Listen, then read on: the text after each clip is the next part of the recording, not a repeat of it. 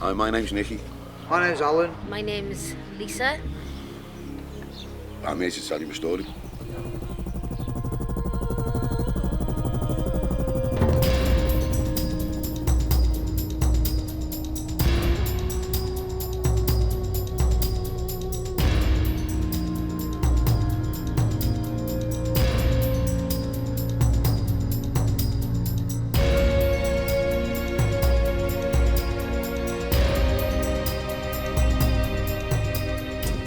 I found heroin and I went full pelt on that heroin.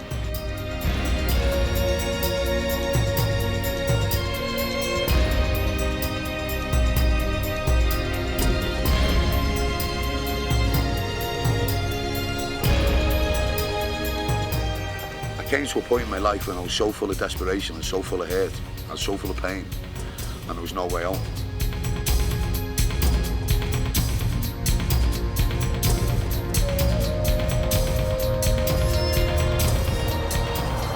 In my dreams, I've been taking heroin and crack cocaine.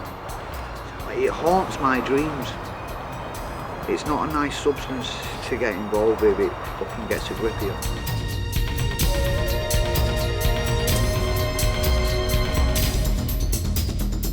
But through my life, one pain in the backside officer, Alec Owen, an inspector, right, did not give up on me. He's a really nice gentleman, because he never gave up on me. Never give up on me. That's all I needed.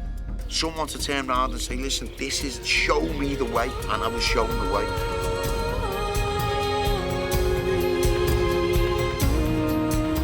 My dad always used to say to me, you will never beat the system, when are you going to learn?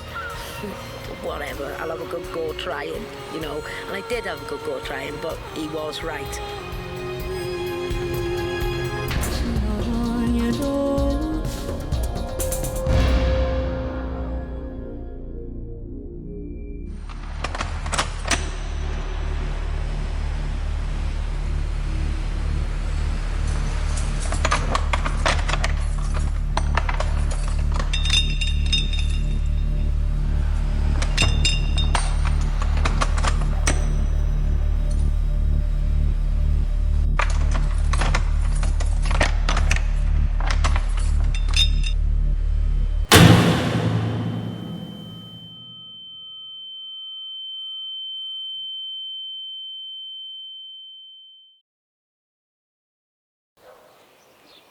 I was born in Liverpool 47 years ago. Only first picked up chemicals when I was about 8 or 9.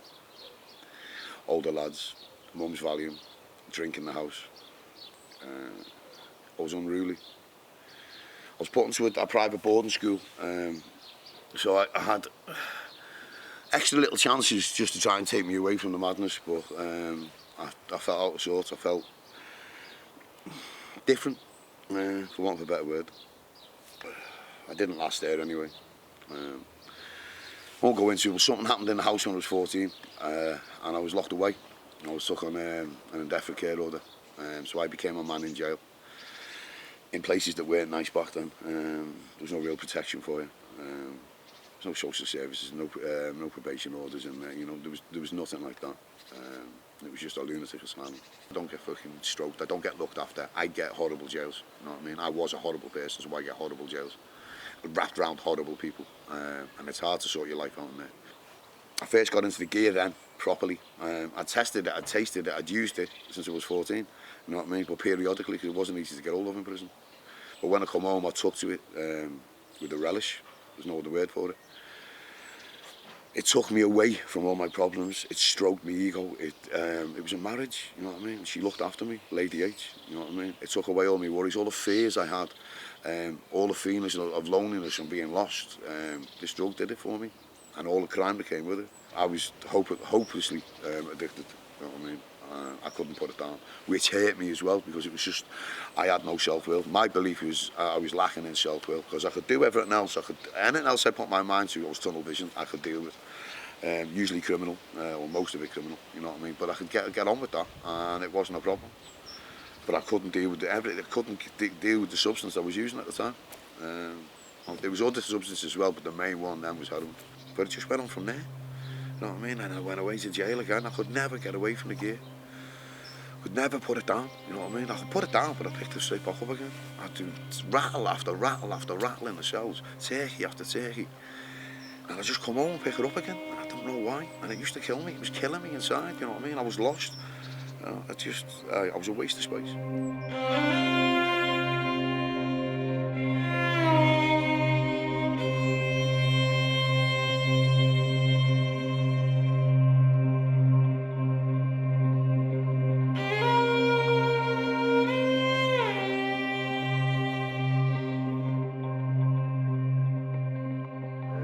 Started with cannabis, then LSD, speed, onto ecstasy, crack cocaine at 15 years of age. How are you funding that? Crime. Car crime, burglaries. Who's got a stockbroker belt at Cheshire? And just, you didn't have to break into anything, everything was left open. I've got loads of money, it's all in short, just make a fortune. But it was all for drugs. How did it make you feel when you first tried it? You remember where you were and who you were with? Yeah, it's just like, it's just helps you forget your problems, it just numbs everything, kills all your emotions. It's like being wrapped in cotton wool. Like, I know it's a bit of a cliche, everyone says, oh, it's like being wrapped in cotton wool, but it is. You don't want for anything. The thing is though, it's so easy to get into that life and not realise you're in it until something happens and you can remove yourself and then look back at it and go, fucking hell man, I used to do that shit. I used to live under the railway arches at Salford fucking train station for 3 years. I used to live in multi-storey car parks, I didn't give a shit as long as I had drugs, I didn't care, man.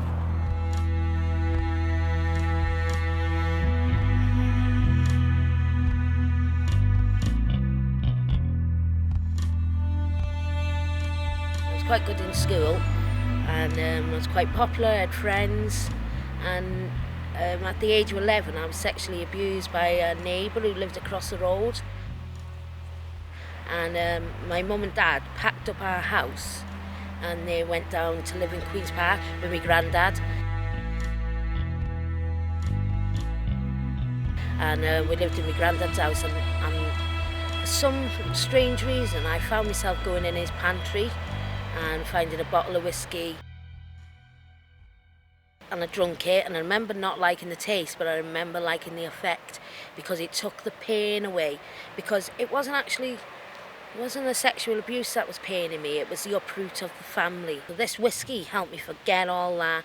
My feelings went away, my head was blurry, kind of didn't know what was going on. And you know what, I used alcohol, and ever since it progressed into addiction.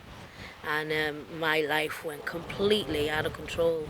Then I come down to Queen's Park and I found this gas, you know, so I picked up substances. I must have been about 13 when I was doing this kind of stuff. When I put the gas down, I found the cannabis. When I stopped the cannabis, I found the whiz. When I stopped the whiz, I found the heroin. When I stopped the heroin, I found the crack. You know, I never went a day without a substance within my body, you know, ever. And if I did, I weren't very pleased about it, you know. I was angry, I was kicking off. I found heroin and I went full pelt on that heroin.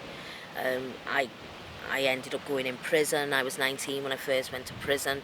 My crimes increased, the drugs increased, my crimes increased, and I started just being ruthless and running around supermarkets, running out with trolleys. I started robbing handbags in town. I started dipping old women. I started doing sneak thefts around posh houses like where we are. You know, my crimes went through the roof. And I ended up in prison many times.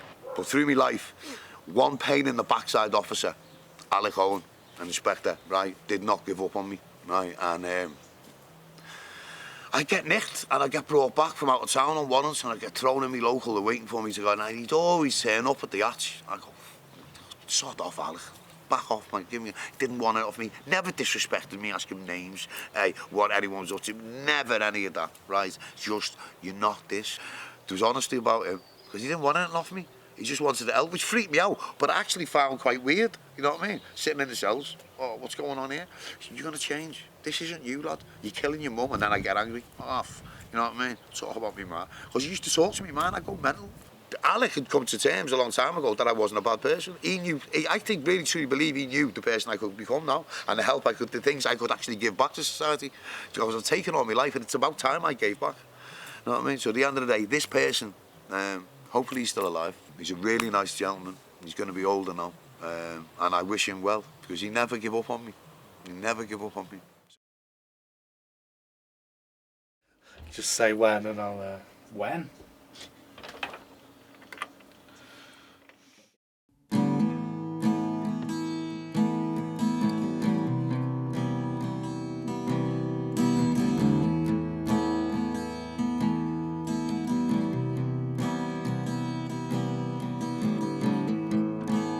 Everything seems to go away.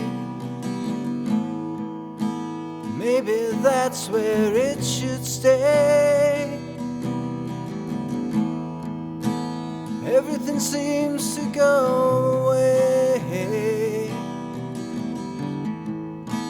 Maybe that's where it should stay.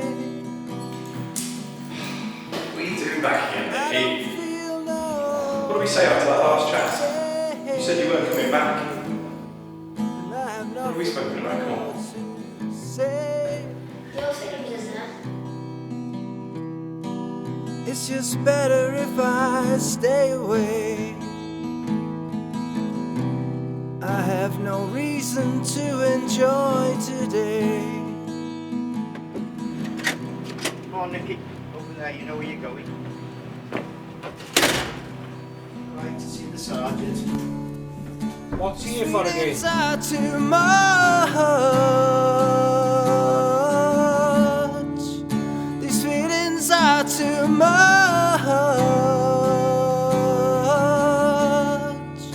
And I still feel yours. What are you doing back here again, Nicky? On me. We had that chat last time and you promised me you weren't coming again. What more can I say to you to stop you coming in here? You know what's going to happen. It's just better if I stay away. I have no reason to enjoy today. And I don't feel no love today.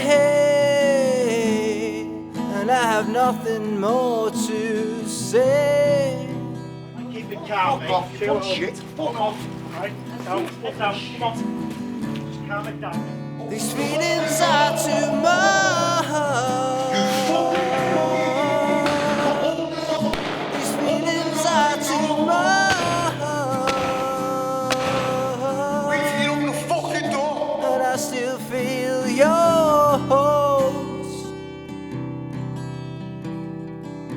Just calm down. Come on. On me. Your hold on me. What are you doing back here again, mate? What have we talked about? Everything seems to go away. Maybe that's where it should stay. Everything seems to go away. Maybe that's where it should stay. Here, again. How many years is this going to go on?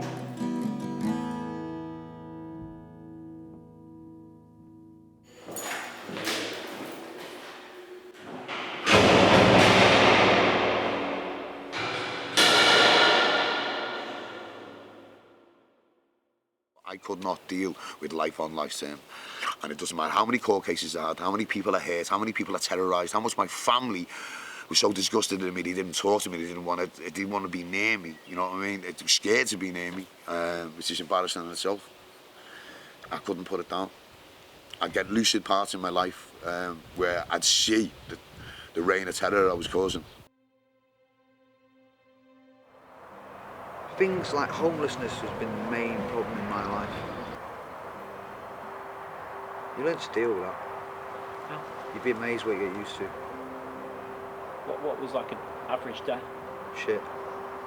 Wake up, have a dig, go make some money, have another dig, go make some more money, have another dig. Just do that until you fall asleep.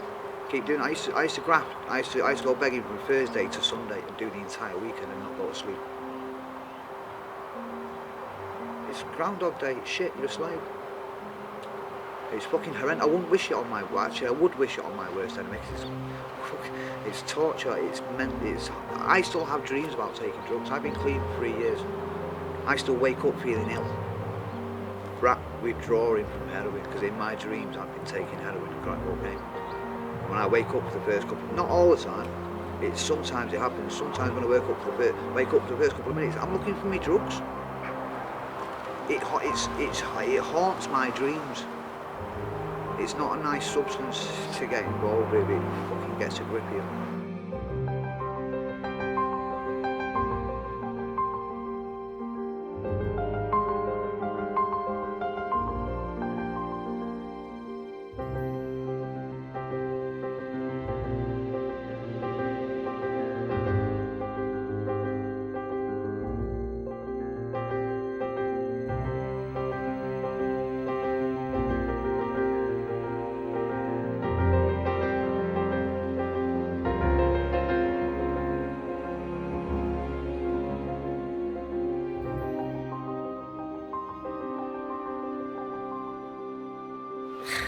I used to blame either the police or the courts or the judges or my solicitor even, and I've even blamed my mum for just giving birth to me. That's how I played it, and everyone was to blame except me. And if you've had the life I've had, and and I just said at the beginning, I had quite a good life. I had one disturbance when I was 11, but I hung on to that all I could, and I used that excuse. And one of my favourite sayings today is, there's no big enough excuse to use. I used to say, why haven't I got a job? Why have I got no friends? Why haven't I got a home? Because I ended up homeless. I ended up sleeping under bridges. I ended up sleeping in cars. I crack dens, they were comfortable to me, so my life didn't mean much. It just didn't, And many times I'd smoke these drugs or I'd take these drugs and I just did not want to wake up. Many times, but it never happened. I'd wake up and I'd have to go on the graft again, and I'd have to go and rob some poor old woman, or I'd have to go and burgle some house. And so when this drug dealing come along, actually, it kind of saved me a little bit. It saved me because I didn't like stealing off people. I didn't kind of mind drug dealing. Believe me, if anyone sold my daughter drugs today, I'd mind it.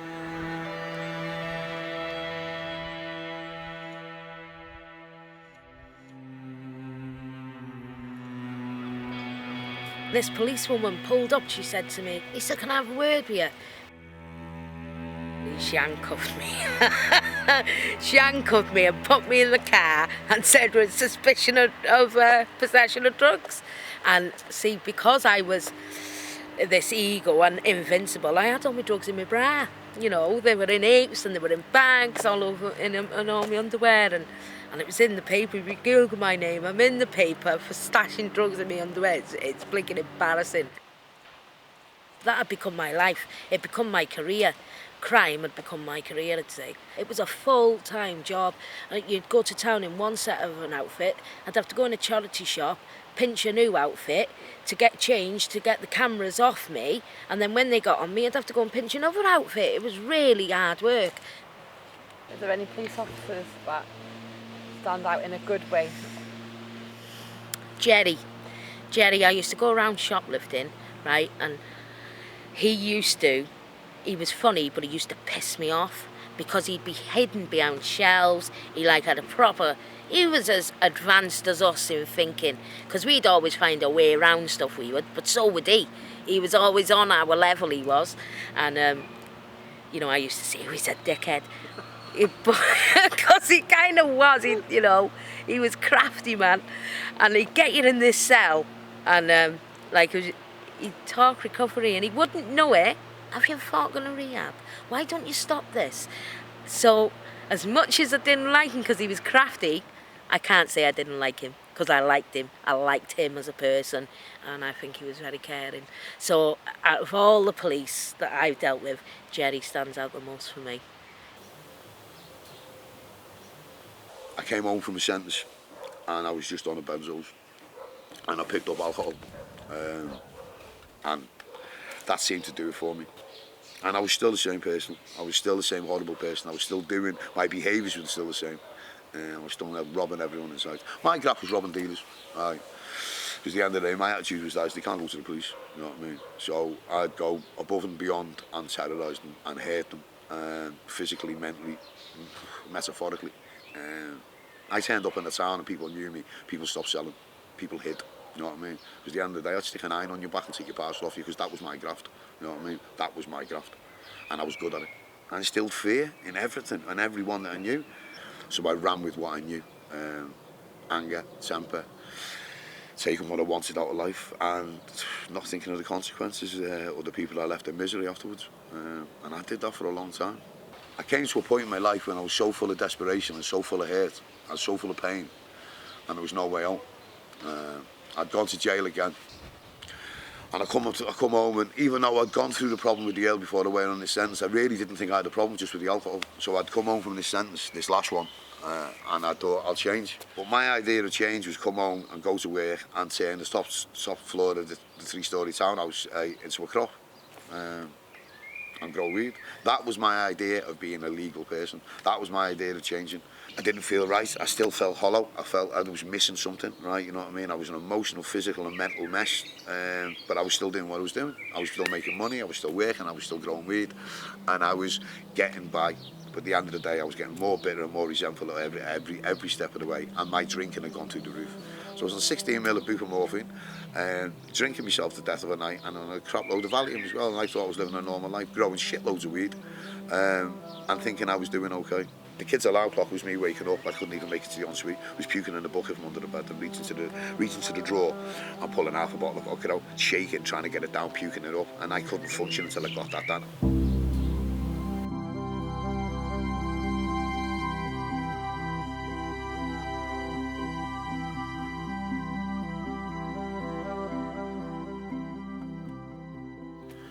Because I couldn't live like this anymore. I didn't want to live like this anymore.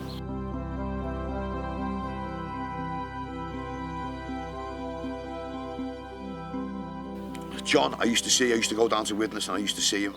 So he'd help me as much as he could and he'd keep me alive by sending me on detoxes and getting me in there and trying to explain things to me. But I wasn't ready to change. Until it come to the time where I was ready to change and accept how messed up I really was, and there was a way out. He'd always told me there was a solution, but I'd never believed him. Anyway, on the morning that I was due into Open Minds, I was brought down, I was put in a car by my family and thrown into a room with 11 lunatics, all talking about life and problems, which freaked me right out. But luckily, here by the grace of, I took the knock and fell asleep, because I'd have probably ran away that day. And so began my journey. So they turned me into a prolific, and I remember I was fuming. I was the first girl in Wrexham, actually, to be made into a prolific. And I remember, how dare you?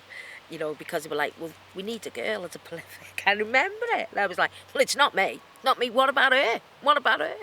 And she come into the prison, and I was sitting there, and she was like, Lisa, as a licensed condition, we're going to put you into a rehab. And I was like, you what? I don't think so. And I started realising, do you know what, I'm not getting away from you people, I'm just not. You are going to hound me until I stop. But then at the same time, I thought, well, do you know, you PPO officers, I'm going to go just to naff you off. So I went to a 12-step one in, and it was still in a prison, and I count myself very fortunate to have gone there now. And I started off very determined, and I started off willing to listen to them, willing to try what they'd done. So, because it got so far and something was working for them. And do you know what? I then realised that's what I want to do. I just wanted to be a decent member of society. That's all I wanted to be, and I didn't know how to do it. I just didn't have a clue. Well, the drug workers have been trying for years to get me into rehab, always saying, you're better than this, sort yourself out.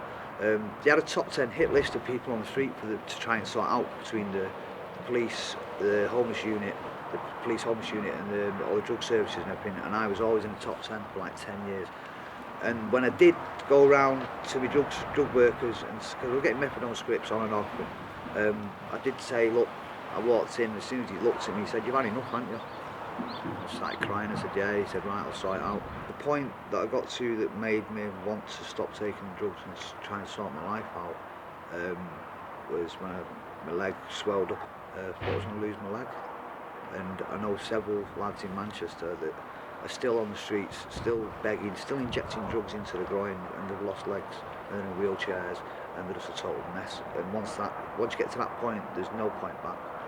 You know? So before it got to that, I decided to sort myself out while there was still a chance. Tell us about the bees. The bees are awesome. They keep me sane. The bees are top. When I was in rehab, I expressed an interest in nature because I've always wanted to work with nature. And an opportunity came up to go on a beekeeping course, which I snatched with both hands. Well, after I left rehab, I go to a recovery organisation called Agro, and they presented me with the opportunity to go on a further course. I did that. I've now got 2 colonies of bees. Hopefully going to be expanding once I get a driving licence, because I need to be mobile to do what I do. I want to make cosmetics, and candles, and nice stuff basically. It's your passion. It's my way out. Nature's my passion. The whole planet, the whole way it works and everything, but this is something that I can do, this is tangible. Never felt this way before, so please don't walk straight through the door. I love you every single day. You make me smile, you make my day. So kiss me quick and squeeze me slow, 'cause I don't know which way to go. I'll hold you tight straight through the night. I'll kiss you slow, 'cause it feels right. Wait a minute. Believe me. Can't get to you. You fly straight up with their asses like that, trying to sting you, but they can't get to you. Oh God, I'm panicking. You're pushing my limits here, you know. There's one. Oh man, they're everywhere. Yeah, there's loads of them. Can I just stand here then? No. Hello, girls. Yeah, they've been busy. Quite funny, man. Woohoo!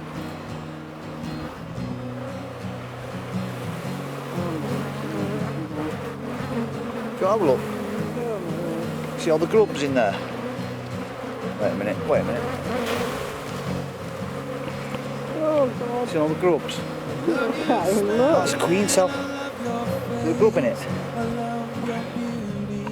Make me chase this penguin love can feel so right. I can't see anything. What are you looking for there? I'm looking for whether there's a decent regular pattern of capped brood, Yeah. whether there's pollen, bit of stores around the side, whether there's eggs, whether there's grubs, whether they're trying to produce queens or not, because that's how you tell when they're going to swarm, which I don't want. Feels right.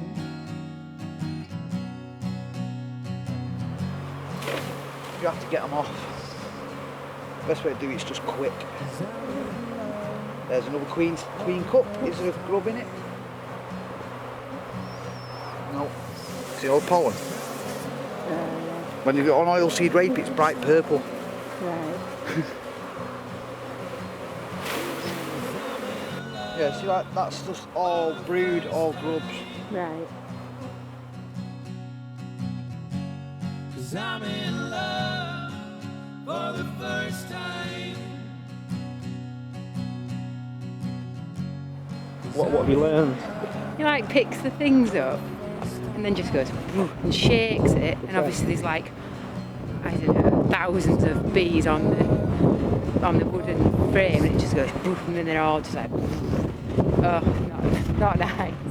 'Cause I'm in love for the first time.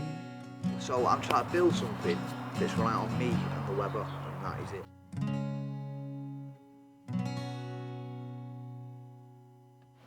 So while I was in this prison, I found fellowships, which is Narcotics Anonymous and Alcoholics Anonymous, and I went to them both.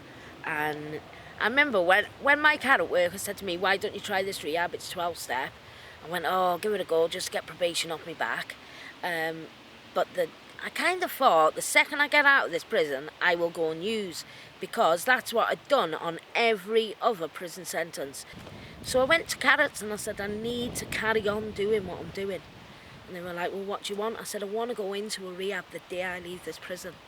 And it was a decision I made, and I stuck to it, and I searched round for a rehab. So I carried on. I went into a rehab when I left prison. I'd done 6 months in that rehab, and I kind of become. What happened was I was going to Alcoholics Anonymous, and I was going to Narcotics Anonymous. I was even going to Cocaine Anonymous. So I was doing all these anonymouses, and this lad said to me, he said, "You've got to plant a flag. You've got to plant a flag." Now all this lingo, I didn't know what they were on about. Now you can chuck it all at me anyway. Right, so I had to plant this flag, and I decided to go with Narcotics Anonymous because they're a little bit nutty in there, and kind of like nothing you say will shock them.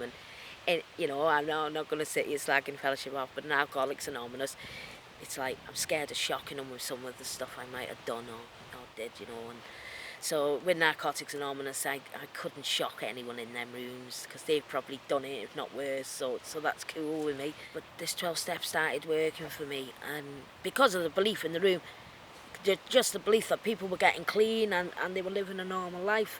And that's what I wanted more than anything. I wanted to be a mum, and I wanted to be a sister, I wanted to be a daughter, you know, and I wanted to be an auntie because I've got nieces and that. And you know what?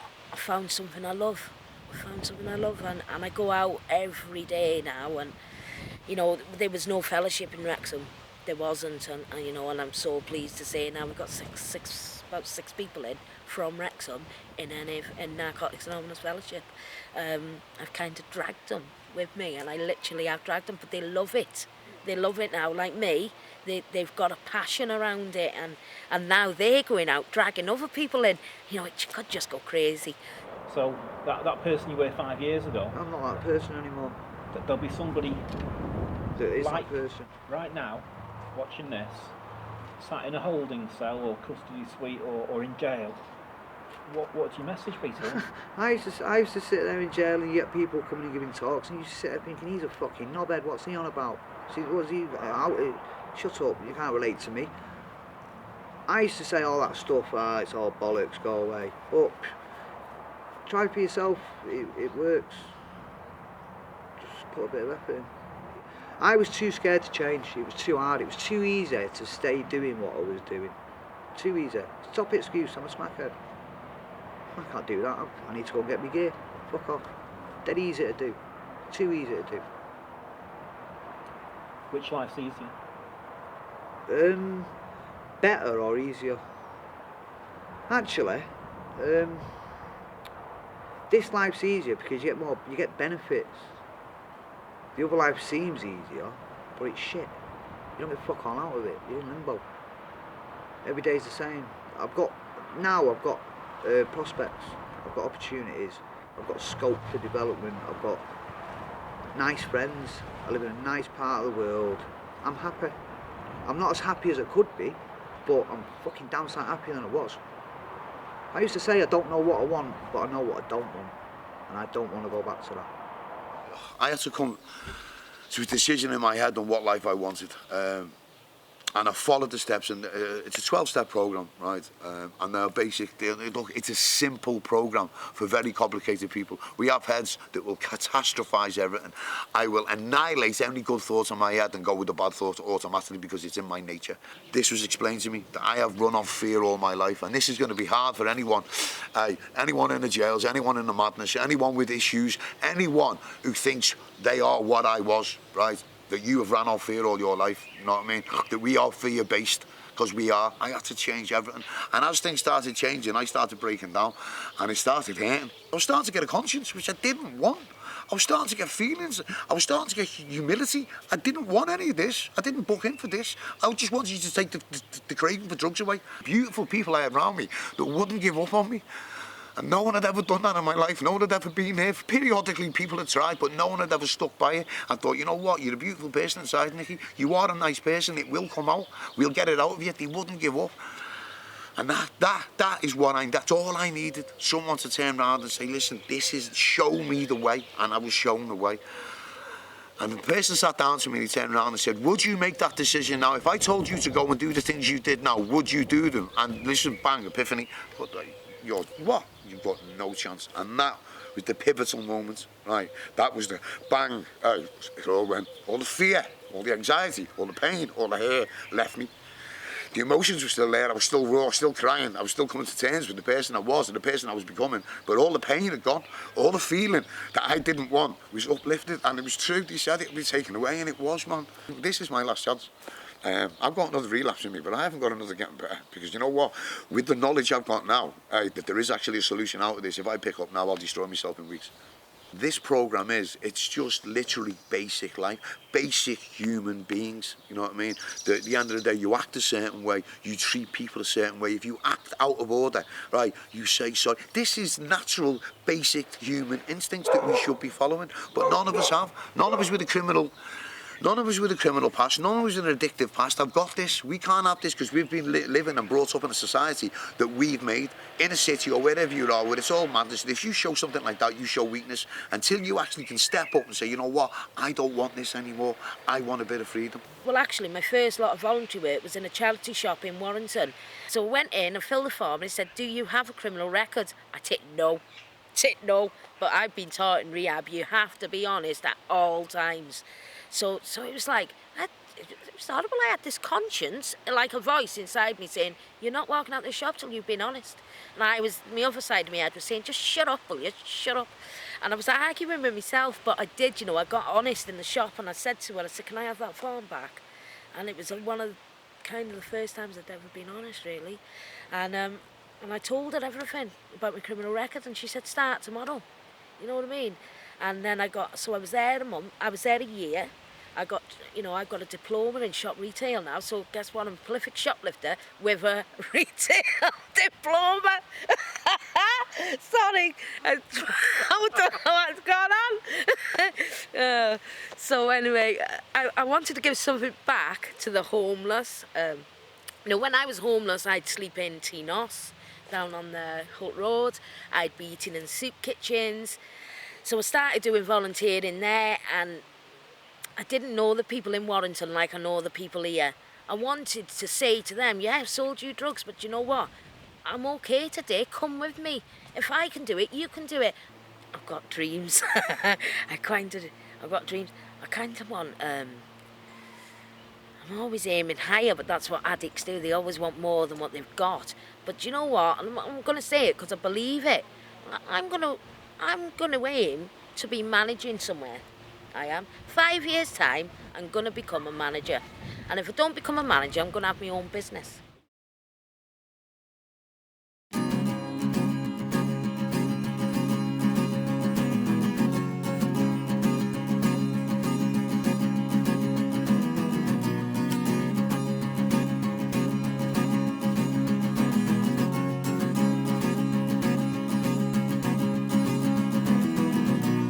Yes, I smoked a hash pipe, yes, I took 1,000,000 pills. I even chased the dragon just to keep my mind quite still. My brain was always racing, too many thoughts for me to tell. I did the things I done, cause I thought, fuck it, what the hell. Now I just keep moving on, at last my mind's at ease. And I think I'm a better man for seeing the things I've seen. Well, I progressed to drinking so I could put myself to sleep. I didn't want to wake up, I didn't want to face the people suffering no causes when the world revolved around me. Now I wake up, open my eyes, my days are bright and free. Now I just keep moving on, at last my mind's at ease. And I think I'm a better man for seeing the things I've seen. Now I'm starting over. Do I act the way I want you to be? I'm finding new expressions in this place I call reality. Now I'm starting over. Do I act the way I want you to be? I'm finding new expressions in this place we call reality.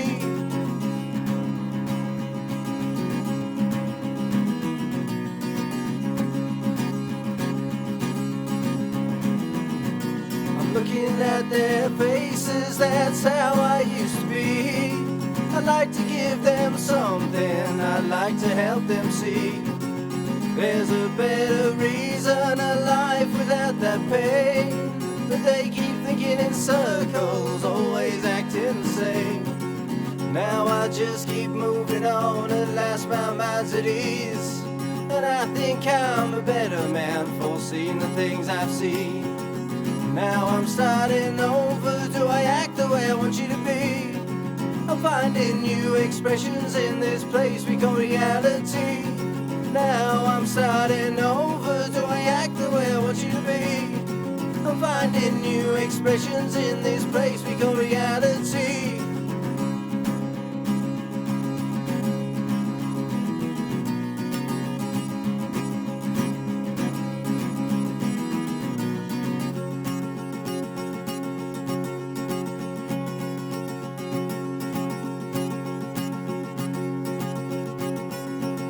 Now I'm starting over, do I act the way I want you to be?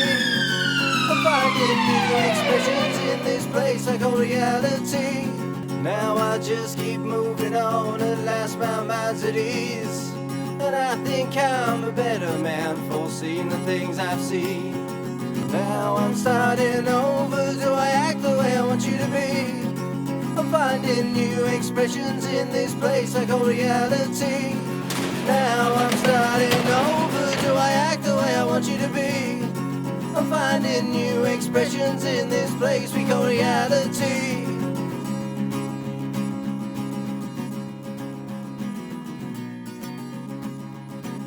I'd always get caught. I didn't even think. How did I think I was getting away? Do you know what I mean? Oh, God. They always caught me. If I can't emphasise this enough, if I can't turn around and say to the police enough, right, change your ways on this, right, get the courts to allocate people to go to 12-step programmes, because you know the funds you put into crime and the money that's spent on combating crime, right, and the horrendous amount of money the criminals like me causing the madness, right, if just 5% got this, the millions you would save would be unreal, and it's a snowball. And I watch this on a daily basis. I watch people helping people, and there is nothing stronger than one addict helping another. You know what I mean? You can have all the courts and all the people and all the love and best wishes in the world, but that's not going to do it, mate. You know what I mean? You need people like me. You need people. You can't learn this crap in a book. You have to have life skills. You have to have people skills that you can't earn. You need to go through what I've got, and that's embarrassing because no one should go through what I've been through. And I really wish I hadn't, but at the end of the day, all the pain and the anger and the anguish that I've been through has made me what I am today, and has made me as passionate I am about this programme. What I'd say to the police is maybe take a look at the person, you know, just hearing my story now. You know, this started for me when I was 11 and I had a bad episode in my life. A bit like Jerry got to know me a little bit. He wanted to know a little bit about me. It wasn't about the crime as such with Jerry. He wanted to catch you doing the crime, but then when he got you in, he found out a little bit about what was going on inside, you know. And I know you got your criminals out there that probably just do it for the buzz, but I think people in addiction, they don't do it for that reason, you know. They do it because they've got no choice and they're desperate. And I'd say to the police, if anything, try and direct them to recovery. Try and just keep smashing through that denial that they are never going to get clean, never going to get dry. Yes, they can. And the prolifics, like I was, you know, I might have helped just smash through that denial of we have to live like that because we don't, you know. It can be done. You know, I had to go into rehab and get it smashed through. I'm hoping and I'm liking to think now that the police officers are grabbing this recovery stuff with us. The Group 4s are, the judges are, I know for a fact the services around Wrexham are now, you know. So the more people, not just off us, coming off everyone, let's all join together, unity, in smashing these addicts' way of thinking and bringing them in. How do you stay clean? I've got too much to lose, mate. Well, I've invested in myself. Getting clean's not the hard bit. That's the fucking easy bit. Staying clean's the hard bit. You've got to get things in your life. You have to. You have to get decent people around you. If you've got to build a new life, you have to. Otherwise, you just slide straight. Because the problems that made you go into that crap anyway, you're just going to resurface again. I feel like it's a different person. I feel like it was a different life, not a different person. I feel like I've been like, have you ever watched Quantum Leap? Seriously, I feel like it was Quantum Leap. All of a sudden, I was a junkie, and then all of a sudden, jump, boom, bang, you're not. Because it happens quick. While it's happening, you think it's dragging like foot. But when a year or two's passed, you look back and think, it was like this year, I'm like, but me, it's June already. What this programme has given to me is a new perspective on life. What this programme has given is a complete cognitive change. It's given me a life that I enjoy. I have a smile on my face, you know what I mean? I have friends that I don't deserve, you know what I mean? I live in a fellowship, I work in a fellowship, I believe in this so much, right, that I wholeheartedly put my heart into this, right? And there is nothing more beautiful. This is a person who tie you up, rob you, and put holes in you to take your parcel off you. But now, I'd rather sit there with that same person and share his burden and share his pain just to change him. Because you know what? You can only keep this by giving it away. And there is nothing more beautiful than watching someone change. With someone, literally, it's a phoenix. Listen, it's phoenix from the ashes, man. It's amazing. You cannot understand how unreal this is to watch someone who's broken, beaten, nasty, corrupt, full of every evil, horrible thought in your life change. And it watches. You can take someone away from someone for 6 months and you come back and see that person when they're working this programme. And they're a different person. Most addicts and most alcoholics, Jesus Christ, how much money do you have to make if you're an addict? How much graft do you have to put in? You put that into legal ways, right? Jesus Christ, man, you're going to want for nothing. It's not rocket science. I have to work this programme on a daily basis. This isn't something I'm fixed. I'll never be fixed. But as long as this is my attitude. You know what? If I do what I did yesterday, right, today, I'll probably not pick up today, and that's good enough for me. So all I say to you officers out there, if you see someone and you see there's a chance to turn someone, to change them, don't ask them for anything, mate, right? Just tell them there's a better life. Tell them there is a way out of this. Because you know what? If I can do this, if I can change, anyone can change. And a little message to anyone in the chaos is, give it up. Just give it up. You know, there's no beating the system. It's too hard. It's hard work, you know, and we think that's hard work. You know, recovery can be hard graft, but it's nowhere near as hard as what we were doing out there. Nowhere near, you know. And I'd say just step over, come and have a look. And I'll be surprised if you step back that way, Freddie, you know. Just come along. And you know what? We'll take us, that your fellowships, whether it be SMART, you know, I can't just say Alcoholics Anonymous, Narcotics Anonymous, Cocaine Anonymous, SMART. There's all these things out there, you know, that people will guide you, and you're not alone. They're not alone, you know. Come with us, that are in recovery, we'll take care of you. To the camera. If I can flip it, you can flip it. I flipped it. Hello, cat.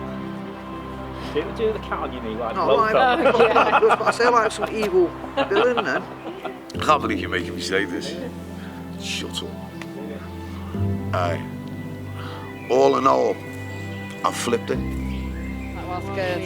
Oh, do you want to hug? I do actually. That's how emotional you start. Thank you. Yeah, it's amazing. Right, let me help you take these chairs.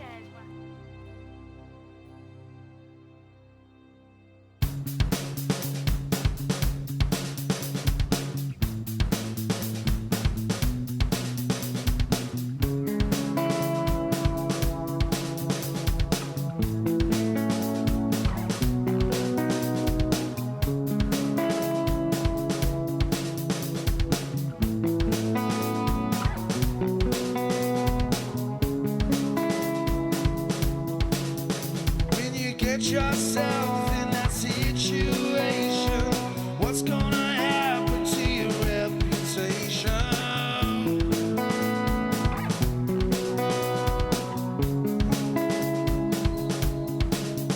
When you know that it's wrong, but you can't do right.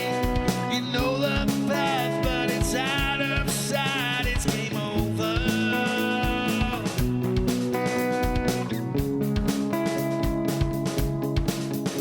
When you know what you want.